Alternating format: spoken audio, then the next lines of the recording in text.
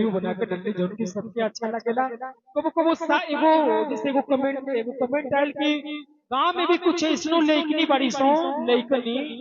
कि जब हितई में जा तरी से हिंदी में बोलत तरी सो भले अपना घर मर छोटा छोटा मन जौन नहीं के तो तवन होता। अब ओका जा तरी से जब हितई में जब बफर सिस्टम में खाए तो कहत है भैया तो पूरी देना, भैया थोड़ी सी पालक पनीर देना, तेल वाली चीज नहीं खाती हूँ, मेरे को बड़ा गैस बनता है। मगर वीडियो के माध्यम से संदेश देले बनी कि जना परिस्थिति में रहल जाला तना परिस्थिति में काम कइल गेला त ठीक लगेला।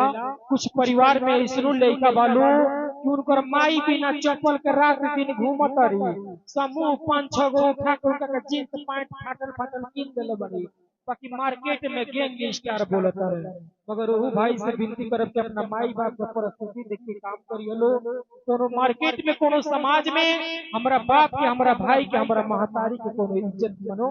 गाँव बना लागे, वो सब चीज पर भी वीडियो बना के डलनी जो उनकी सबसे अच्छा लगे। देखिए हम फिर मेहरारू जब आंख बनवा ले सो हमारे बड़े भैया छोटू बाबा गौरा के रहने वाले हैं, उनको सबसे पहले तो मैं कोट कोट प्रणाम करेंगे क्योंकि मेरे इस क्षेत्र में सबसे पहला मेरा कार्यक्रम लगा था गौरा में ही लगा था। और आज आपके परिवार के, आपके क्षेत्र में इतना ढेर सारा प्यार आशीर्वाद मिल रहा है, ये सब आप सबका बदौलत है। तो एक बार जोर से ताली बजाकर फिर से हमरा को आशीर्वाद दे देंगे कि वो सुस्त हो तो उठ जाई। हाँ चलिए हमारे फिर से भैया हमारे बड़े भैया मनोज पांडे जी की तरफ से बहुत बहुत रुपया का पुरस्कार बा, आशीर्वाद बा, जो कि उप मुखिया है रुद्रपुर से। अब माई से विनती बा कि आवे वाला टाइम में यहाँ के एकदम मनो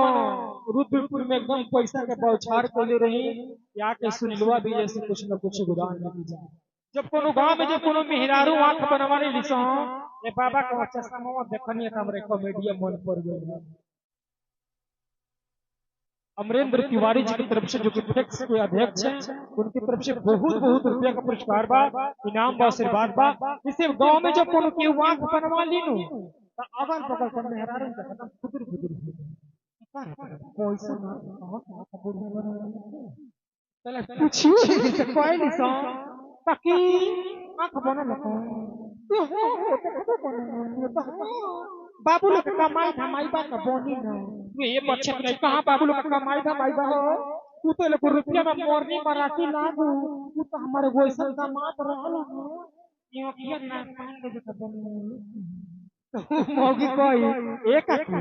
और ये अखिया से ढेर ना लौकत रहो तो हो मोटे मोटे सामान में पाकर पाकर लौकत मगर वीडियो के माध्यम से संदेश देले बनी कि कुछ ऐसा परिवार बा, कुछ ऐसा माता बहन बेटी बालू कि अपना दामाद के खाता लो तो खूब नीमन लागत है, और जब बेटा ससुरारी देता तो मोरनी मराठी लगावे लगते तो ना हमनी के दामाद के खाए के बा और ना हमनी के बेटा के ससुरारी देवे के बा। दामाद के खाई बहुत बड़ा पाप होला, हमेशा आप लोग ध्यान दीजिएगा। दामाद के क्यों बड़ा बहसेला वो जो लाख लड़का को देता मगर दामाद को हेतु खील बनवा के दे देता न गांव भर घूम घूम कर हमारे बड़ की लड़कनिया के पहुनो तै नाकवा में कर देना आ लड़का नीचे से ऊपर ले पूरा जीवन देखता तो ऊ का जरल रे तू तो अपना साली के लेकर रात दिन चौरा घुमावता तो बेटा के रात दिन लोग शिकायत करता, दामाद को बड़ाई करता। ऐसे हमने के नहीं करे कि अपना बेटा के भी संस्कार देवे के बाद कबो कबो हमने के गांव में, हमने के परिवार में कुछ ऐसनो बड़ बुजुर्ग लोग बा कि ऊपर बेटा पर कोई साथ नहीं खे देते मगर बुढ़वा बुढ़िया में खूब प्यार रहे, खूब खूब तगड़ा प्यार रहे। तो जब गांव में कोनो बुढ़िया जब लंगड़ा को चले सो तो कहले से मेहरारू काकी आ काहे लंगड़ा तो नहीं चाहिए कोई एक अच्छे अच्छे क्या करे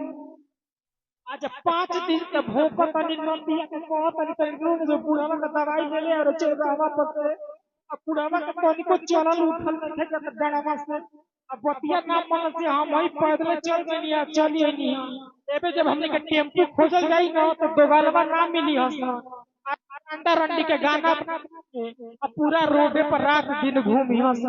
पैदल गईनी अब पैदल चलिए दोनों जंगवा छी लागल रे बच्चा के वो से लंगड़ा कर तो कुछ ऐसा परिवार बा तो मगर टेम्पू के ऊपर वीडियो बना के डालनी क्योंकि कुछ जब जाए लोग कहीं मार्केट में तो टेम्पू ना मिली, जब खोजल जाई तो ना मिली। अब मगर अपने आप कोई गो आवेला जाला वो सब चीज पे वीडियो बना के डालनी जा जो उनकी सबके अच्छा लगल। मगर आई एगो गाना के माध्यम से वो चीज बोलो कि सारी दुनिया से हाथ मेरे सर से हटे, कि सारी दुनिया के हाथ मेरे सर से हटे, अम्मा अपना तू आंचल हटाना ना, गिर जाऊंगा अबीर पर्वत से अपनी नजर से गिराना। तो हमने के जीवन में